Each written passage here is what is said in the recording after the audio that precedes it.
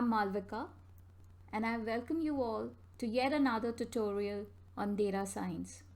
Today's topic is continuation of Python Essentials. This is the part 2 of the series.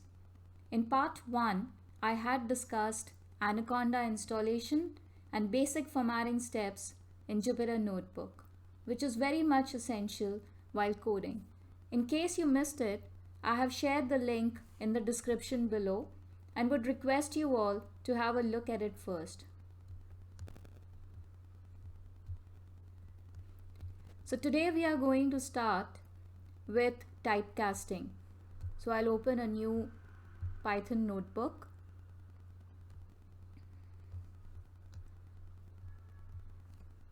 So I've written here a is equal to 12. Now when I run it, I get a value of 12. Now what is the data type of the variable a? Right here, type a, it returns to me the data type of the variable a. So right now a is integer type variable. That means it can store integer type of information. Now if I have here b is equal to 12.3, now we can see that it's a float value. So it's a float value. If I write here type, what is the type of b? So it prints here float. If I have c is, say I'm printing a string value, say hello. I want to know what is the type of c. So it prints string. Now if I have a is 12 and b is 12.5 and in c I'm storing the addition of a and b, and if I print the value of c, see it prints a float value. Why did this happen? Here we had two different data types of the variables. One was an integer value here and the other one is a float value. Floats have a higher precedence compared to integer. So integer automatically gets converted to a float value. So the result also what you're seeing is a float value. Now I want to do a forceful conversion of the data type, which is known as forced typecasting. That is also possible in Python. Say I have a is 12 and b's value, which is 12.5 and is supposed to be a float value. I can forcefully convert it to an integer value by writing int in front of it. So this is how I converted a float value to an integer value. Now if I say a plus b and I print the value of c, so I get an integer output. So this what we have done is a forced typecasting. Now we had seen some mathematical operators in the previous lecture. Today I will be taking up some relational operators. Now what are relational operators? Relational operators are symbols that will be performing certain operations on data and they will be returning a result as true or false depending upon whatever is the comparison condition. So we have certain relational greater than, we have less than, we have greater than equal to, then we have equal to. These relational operators are basically used for comparing numbers as well as. Now one tutorial which will be entirely dedicated to strings. So I will be explaining in that how we can use operators on strings, but right now I'll be concentrating more on integer value. So here if I say 12 is greater than or equal to say 7. So is it true? 12 is greater than 7, right? So it returns true. If I write here 12 is not equal to 9, this is a correct condition, right? So it should be returning true. But if I write here 12 is less than or, so it returns false. So this is how we work on comparison operators or relational operators, and will be used extensively when we do coding. Now logical operators are used for checking two conditions, checking two or more conditions. Now what is the meaning of this? Now we have different kinds of logical operators, like we have AND logical operator, we have OR. Now AND will check both the conditions to be true, and OR checks any one condition to be true. It's exactly like the logic gates, if you can recall what we had learned in our school days. It's exactly like that. So is 12 greater than 5 and 12 is greater than 90. So what do you say? 12 is greater than 5 is a true condition, but 12 is greater than 90 is a false condition. So this true and false is a false. So this is how we get false. Now 12 is greater than 5 is true, and 12 is greater than 4. This is also true. So true and true is true, right? Now in OR, any one condition true will return a true value. So here in this case, 12 is greater than 90 or 12 is greater than 4. This condition is false, this condition is true. So false or true is true. Any one condition true is going to be true. So this was your logical operator. Now a very important concept what we have in programming, any programming, is called condition statement. Those who are very new to programming, please understand this particular code of lines very nicely, because it is used in almost all programming languages. So in Python code, when we run conditional statements, there are certain situations when we can't have both options as an output, like is it safe or is it not safe. We have to choose any one. So these statements are actually based on some condition, and based on the condition true or false, some specific action needs to be taken. So let me just take an example. Say num's value is 10. This is how we write the if statement. If num's value is greater than or equal to 5, and there is a colon here. Why? Because it's an indented program. Whatever your lines of code after the indentation, that will get executed only when this if condition out here is true. So if this particular condition is true, say I'll print here number is greater than 5. What if this condition is not true? So I can hit the backspace and get 4 spaces. Here what you see are 4 spaces indentation. This is 4 space indentation. When I hit the backspace, I go back again 4 spaces. So here I can write else. Now this else is, what if this specific statement was not correct? Then it comes to the else part and it will print here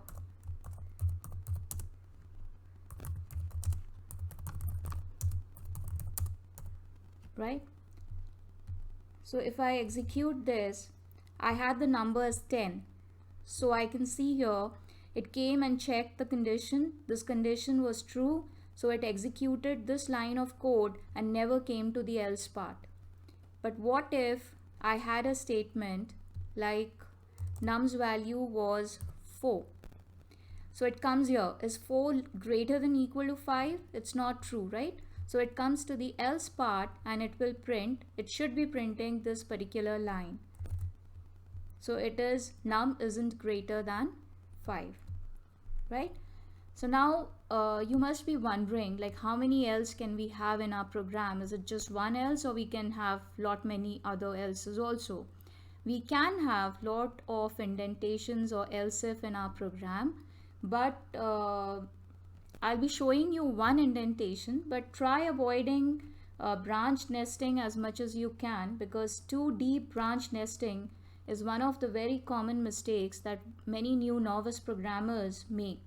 So too deep nested branches will produce very serious consequences in Python basically compared to other languages, because they can make the code exceed the line of codes per line which is specified in your PEP 8. And this PEP 8 is basically a style guide which is used for writing Python programs.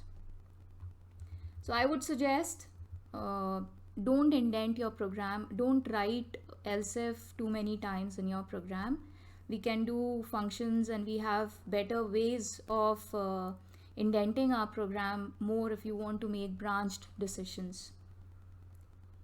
Okay, so I'll just show you a very easy example of one indented with an else if.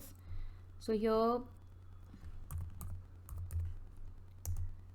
suppose the value of num is 100, and I'm checking here if the value of num is less than or equal to 20. I'm printing number is less than 20. Then I want to indent it, so I have here an elif, and I'll print here number is, okay, in elif I'll give the condition elif your number is greater than or equal to 21 and this number is less than or equal to say 70. So I'll write here number is between 21 and 70. If this is also not true, then I'll come. Now this elif, you can write it as many times as you want in your program, but just be careful about what we just discussed right now. So else part is executed if none of these statements are correct. It will come to else and it prints, say number is greater than 70. Okay, so we are done. Now what's my number here? It's 100. So is this condition true? No. Is this true? No. So it should be printing this particular statement. So it comes here and prints num is greater than 70. If I had written here, say I had put here a statement as say 60 and executed, so it comes, this is false, it falls in this criteria, so it will come and print this particular statement. So this was about your decision making in Python language. Now we'll come to a very important concept which is known as data structures in Python. So we'll start with data structures, very useful when we are doing machine algorithms, these are very useful for storing values. The first data structure, what I'll list. Now what is a list? List is used for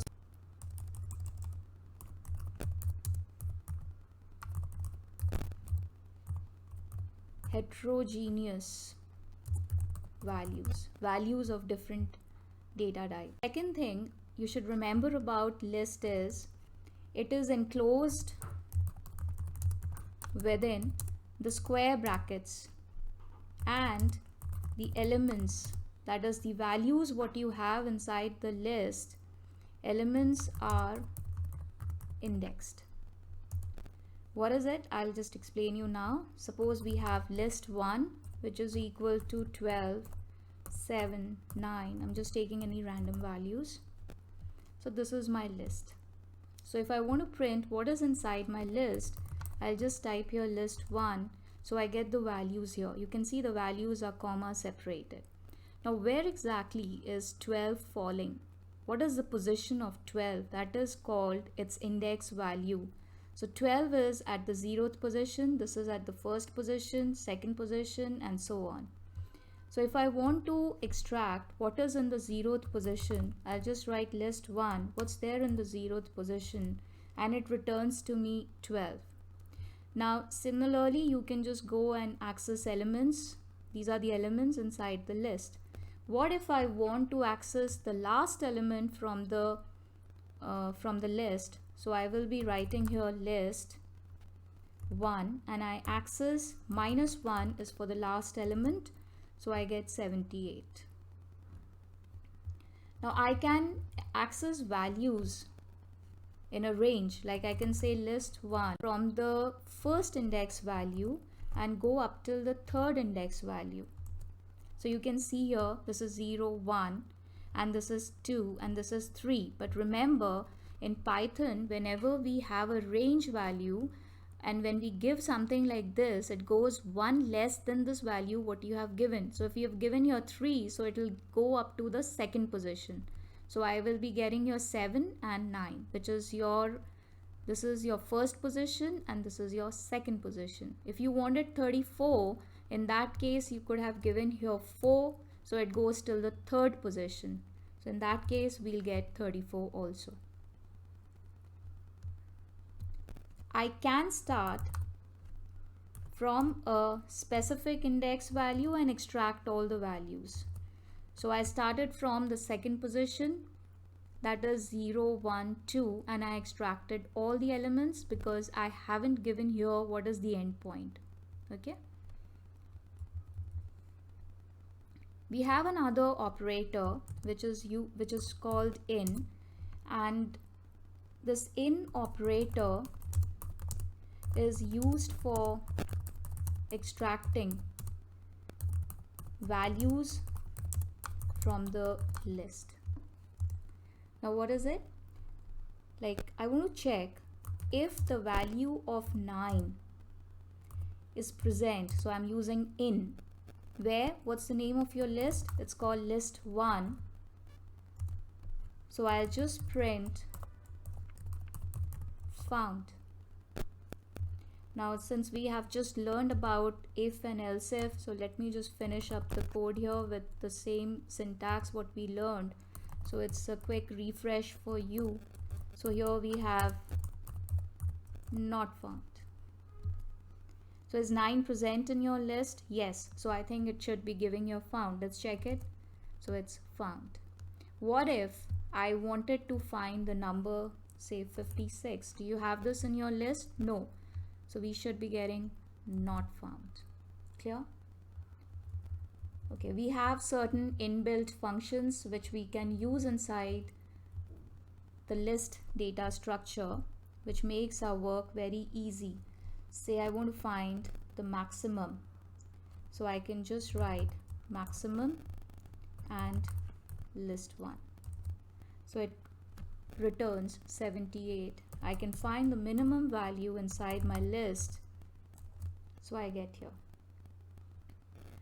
I can sort my list. So I can write here sorted, and so this sorted is by default in the ascending order. If you want it in the reverse or in the descending order, you just write here say list 1, and here just we need to write one word, which is reverse is equal to true. Now one thing I want to tell you all is these green words what you are seeing are the keywords which is stored inside the Python language. They are the keywords or the reserved words. So please note that reserved words cannot be used as variable names inside your program, because they are used only while you program it by calling these particular variables. So don't please try to keep your variable names as sorted or true or minimum, maximum, which is wrong. It will throw errors. So here I have reversed the list, which is arranged it in the descending order. I want to add. Now list doesn't keep adding elements to it. I can remove from it. I can pick up something and delete which from the middle of it, it's a mutable object. Suppose I want to add something at the end of it, so I will just write here append, and I'm adding here 90. I gave the wrong brackets. As I go gradually into programming more and more, I'll tell you how can you read the errors and you can start correcting your codes. Now I have appended it and see it has come at the end of the list. I want to insert something at the middle of the list. So I have here list 1, say the element, inserting at the third position an element 99. So it inserted at the second position the value 80. So I inserted at the second position. Let's check it. List 1.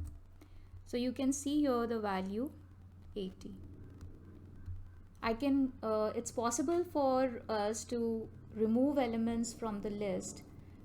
Like we have list 1 dot remove, and say I want to remove the element 12. So if we print here list 1, so we don't have 12 here.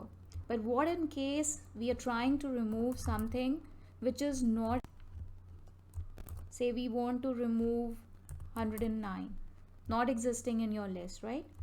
So what it does is, it will throw a value error. This is a value error, and it's clearly mentioning why the error is. It is because the element you're trying to remove is not present in the list. So you can go here and you can try to remove something which is existing in your list. We can reverse the list. So list 1 dot reverse. So reverse is a function, so we have to write here as a function. So we get it in the reverse. Whatever was at the end has come in the beginning. I can pop out an element from the list. So whatever is there in the first position will get popped out. So it's like this is in the first position, right? It's like a stack of plates. So whatever came last, 99 came last, so it got popped out first.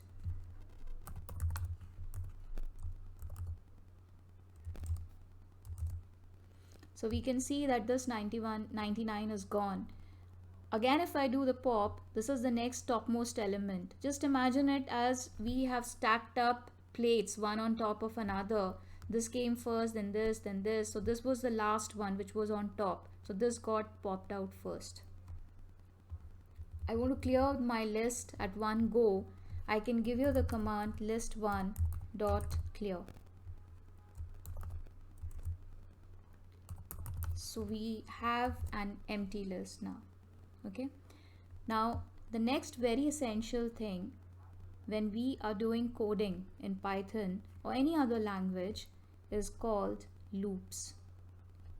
Now why do we need loops? They are used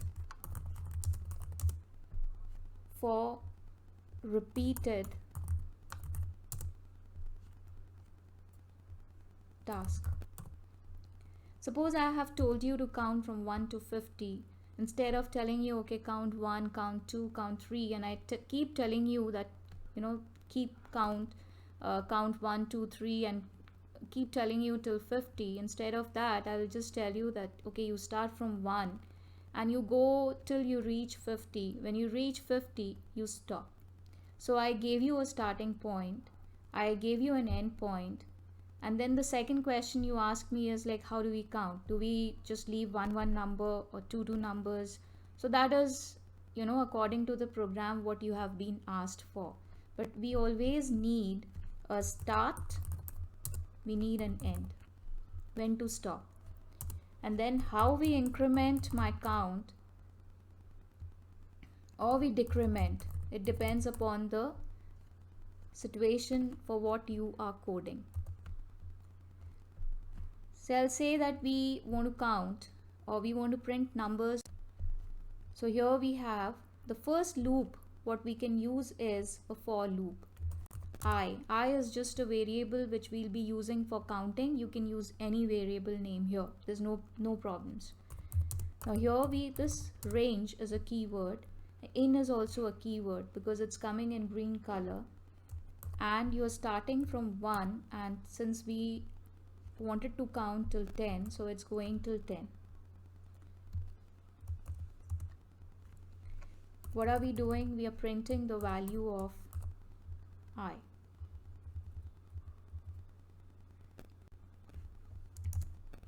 So you can see here, I think I had told you all before that whenever we have a range value, it goes from this index you have given here, but goes one less than this value. So if you wanted to count till 10, you can write here till 11. So it will be counting till.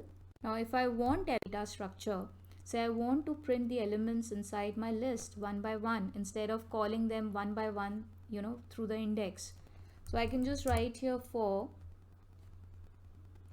I in, and the name of my list was list 1, give a colon, and I'm writing here print the value of I.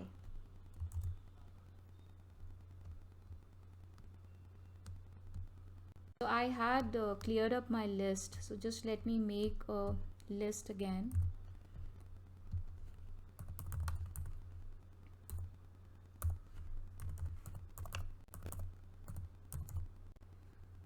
So I want to go into my list and print the values one by one. So let's execute this line and then this line. So I get the elements inside the list. So it makes my coding much faster. My lines of code has also decreased too much, and it's a very powerful loop for any kind of program you're doing.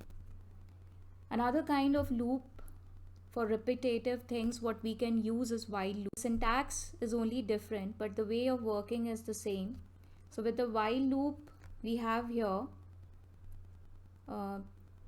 say I have the value of I, which is your counter is 1. It starts, and while the value of I are equal to, I want to count till 10.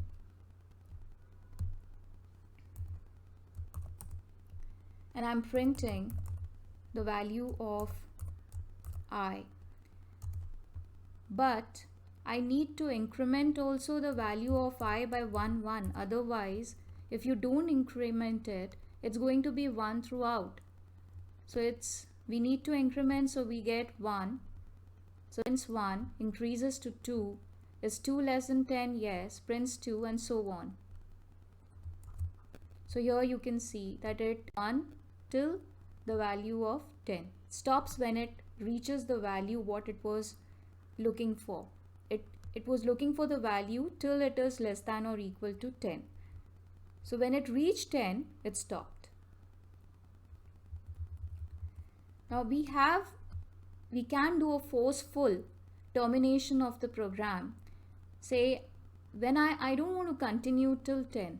I want to break this program when it reaches a value, say if I is wanted to break, that means terminate the program or terminate the loop. So I wanted to break. So in this case, what happens? It reaches here this particular value, it will come out of. See here, when it reached the value as 5, it came out, it came here. It didn't go again to incrementing it here and checking the condition. So break is used basically for a forceful termination of your program or the lines of code when you are especially inside